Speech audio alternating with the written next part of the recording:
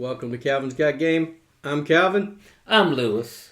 And today we are going to be talking about giving a review of a game. Won't tell you what it is yet. Because first of all, I want you to hit that subscribe button. Second of all, I want you to hit the bell notification, let you know when we're putting out new videos. And hit that thumbs up. That helps us in the algorithm to get us more people to be able to view our videos. We do have some comments we need to talk about. If I can get my face, my phone doesn't like to recognize my face anymore. I don't know if my face is changing a whole lot, but anyway. All right, so on our top 10 worker placement board games, Mark Patoka said out of the list we had, he played Tokaido, Viticulture, and Architects of the West Kingdom. Says he likes Viticulture and wants to try the Tuscany expansion. And he asked me what my preferred player count for Architects was. He said he's only played it once, but seems like it'd probably be best with 4 or 5. I actually think it's best with 5. And I'd responded to him, told him that. But 5 is probably the sweet spot for Architects of the West Kingdom because you have more players that you can go out and arrest and take and get. And it makes things a little more strategic about where you're going to put your people. Yeah. And how quickly you build the cathedral and how quickly you build other things because the game will end quickly. At 5 players. You really have to be looking and seeing what you're doing. All right, so the next one is from Brower CM. Said our top cooperative board games. Great list, guys. Lots of good games. We appreciate that comment. Thank you so much. And then from Kincaid DM. Says, awesome list. These days, I much prefer cooperative games. Sometimes playing competitive games with friends leads to tension. Yes. I always say how I enjoyed playing cooperative games with my kids because of that tension. Because my kids were highly competitive. They didn't like to lose. So I found that cooperative games was a way to go with them. Now, I like competitive games. But I do like me a good cooperative game for sure. Hey, we appreciate your comments. We thank you. And like I said, if you do comment on our videos, they will most likely be mentioned on a video. So we will shout you out. I appreciate each of you responding to the videos. It's a great having people like them and say they're great. We appreciate that. So here we go with the review of The Night Cage. Lewis, you want to tell us a little bit about the Night Cage? Night Cage, a 2021 game. Smirk and Laughter Games is the publisher. There it is. 1 to 5 players, 40 to 60 minutes to play. It's ranked, I think it's pretty low on this one. I don't like how low it is ranked. But it's ranked 1,780 on BGG. Even though it's just a 2.12 on the weighted scale for your brain. Right. And I don't know. I can't figure out, and maybe somebody can help me out with that. Maybe somebody from BGG can comment and tell me how do they come up with that rating of the ranking of the game? Yeah. How is it? How many people have played it? Is it how many people rank it really high? Is it how many people rank it at all? I'd just like to know. Yes. I'd like to figure that out because I've tried to figure it out. I looked on there and I'll say what BGG, the ranking on BGG, or the rating, and then I look at the rating from users, and usually the rating from the people are higher than what BGG rates it. Yes. It's kind of weird. And I don't know how they mesh all that together, how many plays and all the ranking or ratings, how it refers to the rankings. So anyway, with that being said, The Night Cage is a thematic game. And let me tell you a little bit about Night Cage. Night Cage, you are alone, almost naked, dark, hungry, cold, and you're trying to escape your captives. And there's these lovely monsters called the Wax Eaters. And there's some others in the game that you can play with, but you first start out with the Wax Eaters. They blow out your candle, they eat some of your wax and take your light away, and you can only see the tiles that you're around with your light. If your light goes out, you can only understand the tile you're in. Yep. and you're trying to find keys to get out. So the game, that's the overview of the game, and it is a dark thematic game. I'll put it like that. So let's talk about gameplay. We're going to rank these things on whether we give them a thumbs up, thumbs down, or neutral on these categories here. So in gameplay, I think this game, the first thing I like about it is fully cooperative. Yes. It's a cooperative game. I like that it's tile placement. I think the rules are pretty easy to understand. The rule book was pretty well written. And I just think that the game has that cooperative feel where you feel like you have to work together or you're all going to die together. So that's kind of the gameplay of it. So there you go. Gameplay, for me, I'm giving it a thumbs up. Oh, yeah, I will give it a thumbs up. Thumbs up? Okay. Thumbs up from Calvin and thumbs up for me. Yeah.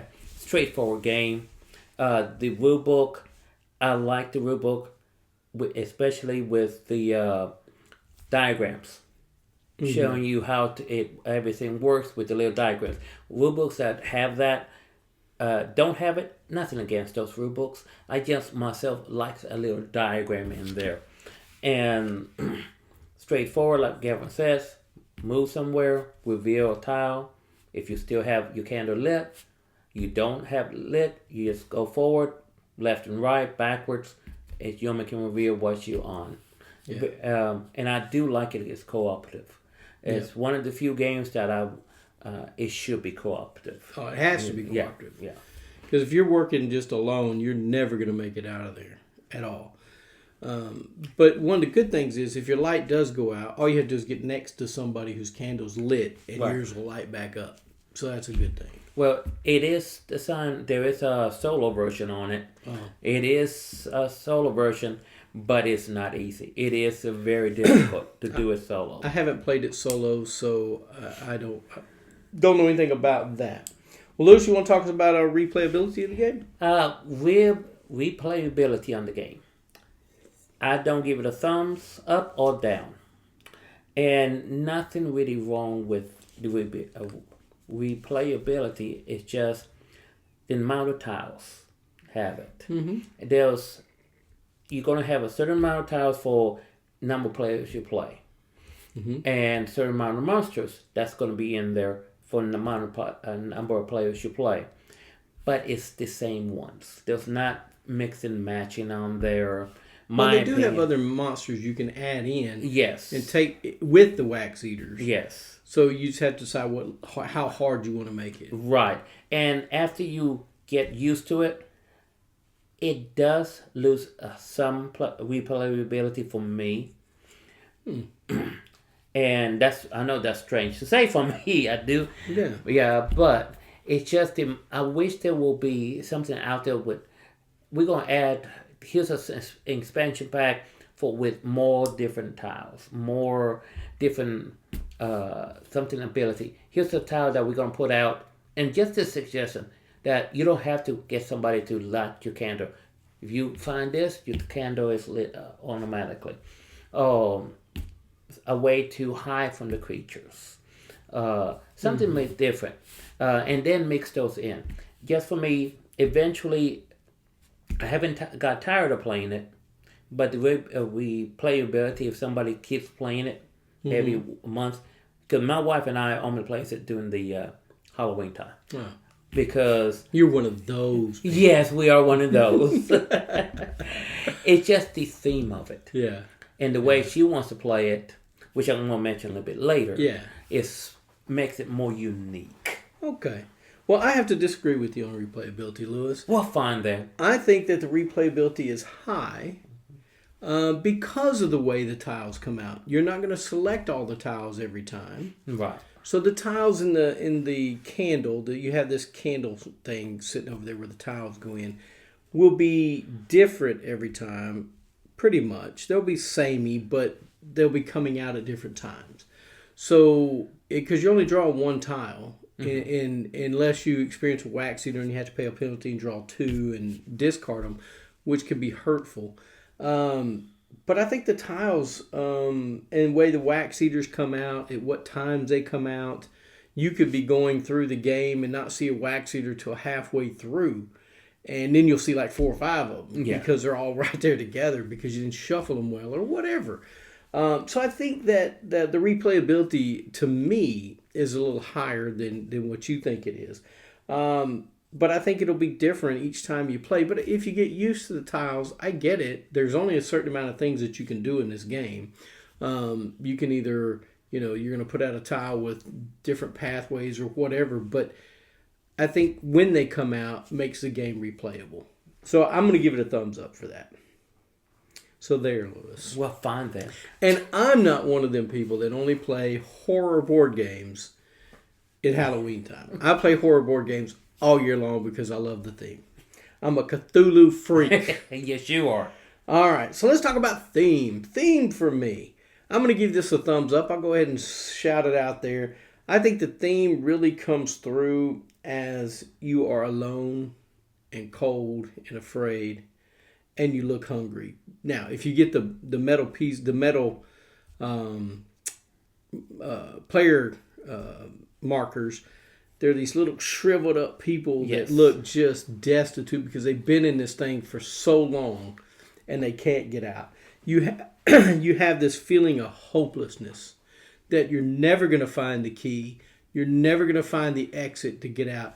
And each one of you, not just one person find the key, each one of you has to find a key. And each one of you have to be on the tile to get out at the same time. Everybody has to turn their key at the same time. It's like launch sequence or something. I don't know.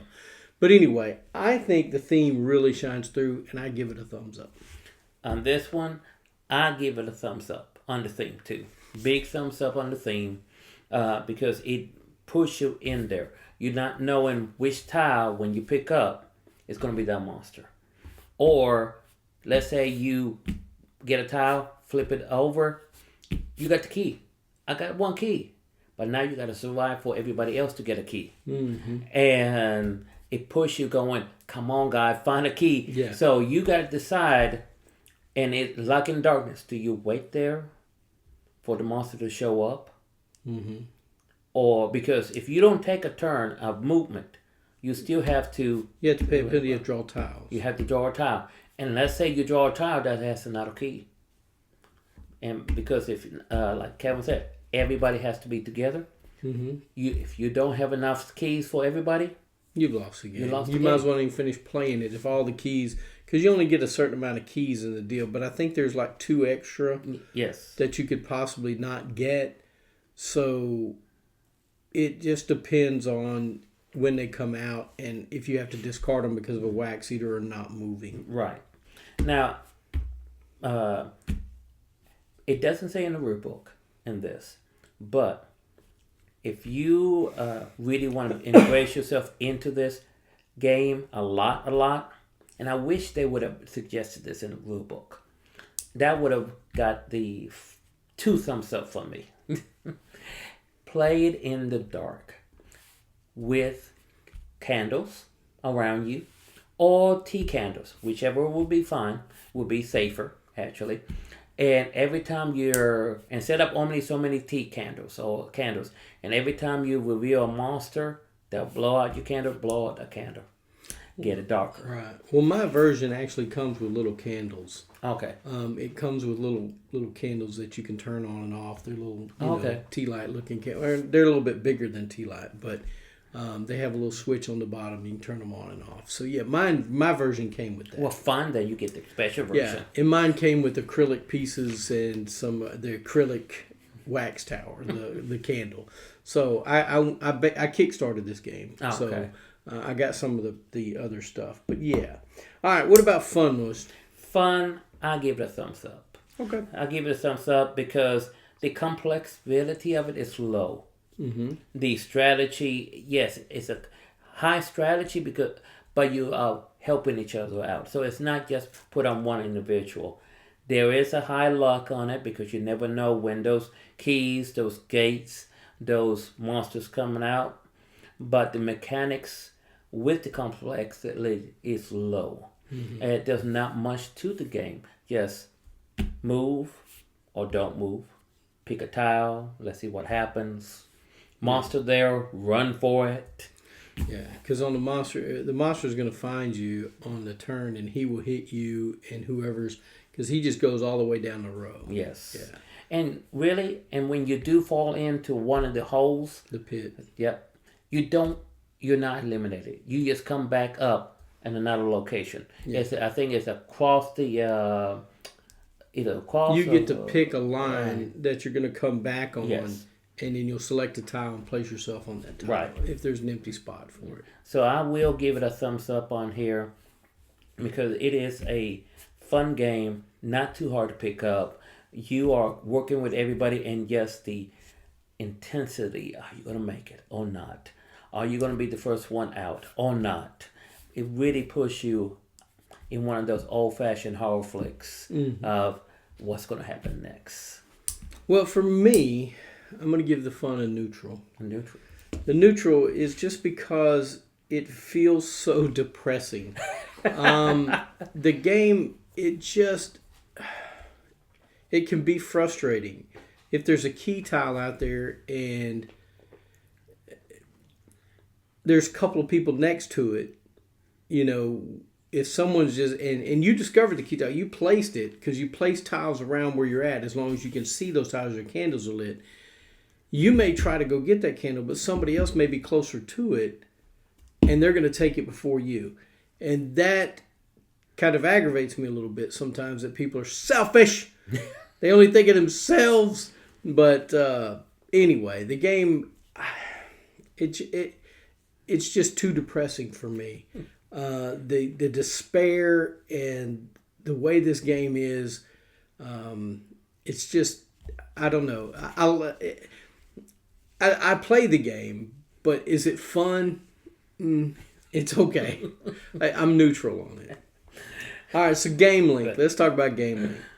Game Link to me, and this is a neutral for me as well. It depends on how many players.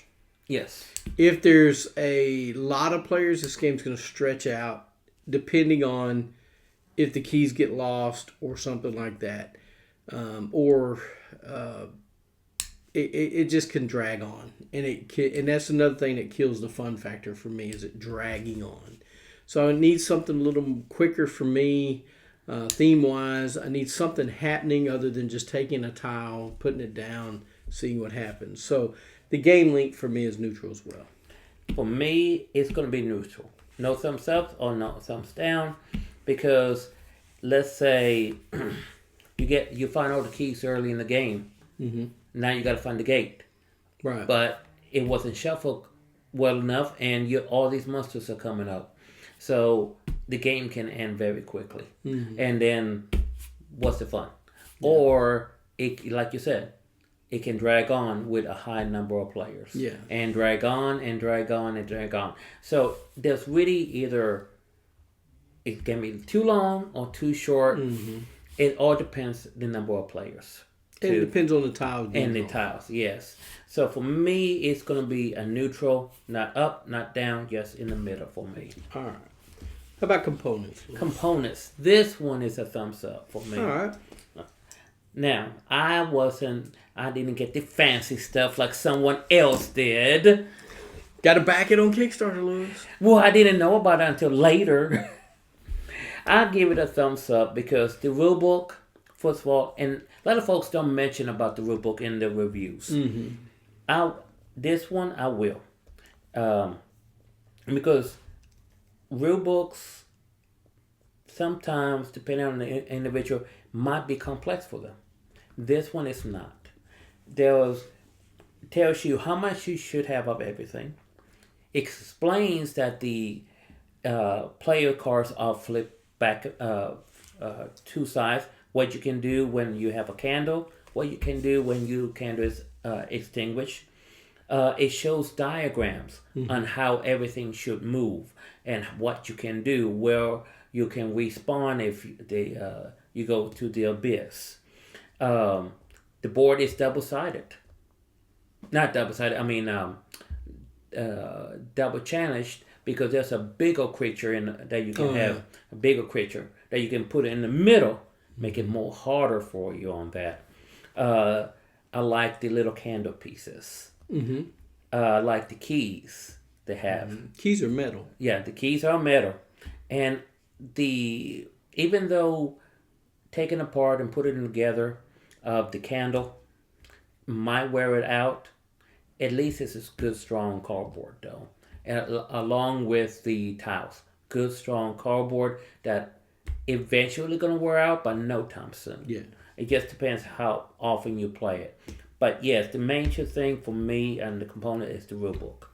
That was very clear to the point, and it tells you clearly how everything works and gives you example. Okay. So for me, that's a major thumbs up. Well, for the components for me, it's going to be a thumbs up as well. I actually think the components are great. Tiles, like you said, are nice and thick. The player pieces, the candle figures, each person has their own style of candle in color. So I think that's pretty good. The metal keys, first of all. And then I have the acrylic candle stand, which is really nice. You don't have to worry about it falling apart with putting it together and taking it apart. It came with the cardboard one as well in the game that I got, but it also came with the acrylic one. And I got some other acrylic tiles. I don't know what they're for. I can't remember what they're for right now, but there were some other little small acrylic tiles that you could use for something else. I don't know what they're for. But the components are nice. And talking about the rule book, it's great when they do use pictures to describe what they're talking about in a paragraph. Yes. If they say, you have to place a tile such and such and you can't place it here. Well, if you have a diagram that has a red X where you can't place something and a check mark where you can place it, that helps when you're playing a game and knowing exactly what they're talking about in rule book. Because people who write rule books, they know what they're talking about. Yes. But I don't know what they're talking about. I don't understand their game. I didn't design their game. Right. I didn't write the rule book. So when I'm reading it, I may get a whole different interpretation of what you're saying. But if you have pictures, everybody can see a picture. Everybody likes pictures. I looked at a bunch of them in encyclopedias when I was a kid because I didn't like to read. I just looked at the pictures. But everybody can understand it if you have an illustration. Yes. And so I think that's highly important in a rule book is that you have an illustration, especially if it's something a little more complicated in the rule book that you're trying to explain, that it would help if you had an illustration. So I actually give this a thumbs up as well. I think it's a great rule book. So here we go with, you can see up here on the screen our thumbs up, thumbs down with what these things are. Let us know what your rating is, Lewis. What do you rate this game? Out of my rating system, which is like his, to a point. It should be like mine since it's on my channel. It should be like mine. I just had to put that in. It is 8.6. 8.6. I can't get him on the halves or the wholes. I don't understand that. But all right, 8.6. I'll let you have it, Lewis. So Lewis likes this game more than I do, for sure. And if I hadn't have backed it on Kickstarter, I probably got rid of the game by now. But I paid quite a bit of money to get this game, so I'm gonna hang on to it and make myself like it more in further plays. And my rating may go up, but my rating is a 6.5. It's a great game. It's fun. It's an okay game. Fun, I can't say it's fun, but it's an okay game. If you're in the mood for something dark and hopeless, this game's for you. What can I say? All right. Anything else you got to say about it, Lewis? No, other than it is a good game. Other than I'm wrong? No. And for me, it's a good game.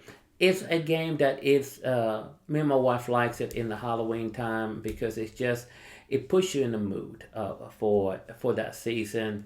And how having those candles out in a dark room and blow them out. I even put music on and dark sounds and all that, just to embrace into the game because to make you more depressed and more scared and hopeless. It depends. Yeah. you should see my Christmas games. They're joyful most of the time. Come on. Yeah. No, that's it. It is a good game. Mine, yes, of course, I like it a little bit more than Calvin, but I enjoy games like that. My rating may change at some point.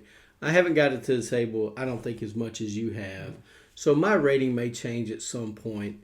And I'm not dogging the game. Oh, no, at all. Yeah, no. But if you like those dread kind of games, then that might be for you. Well, that's all we got, guys. Let us know what you think down in the comments. Let me know if you played the Night Cage. Let us know. I almost forgot what the name of the game was. What are we doing again? The Night Cage. Let us know what you think about it. Do you think it is a fun game? Do you think some of the things we talked about on here about gameplay, theme, game length, anything like that, the replayability of it, let us know your thoughts on it. I'd love to hear it, especially if you're like Lewis and a fan of the game and maybe only play it during the Halloween season, which I'm not buying a game to put on the shelf to only play it through a season. I don't do that. So, but that's Lewis's and his wife's thing, and that's great. That's more power to them, and I hope that they enjoy games during the Halloween season like that.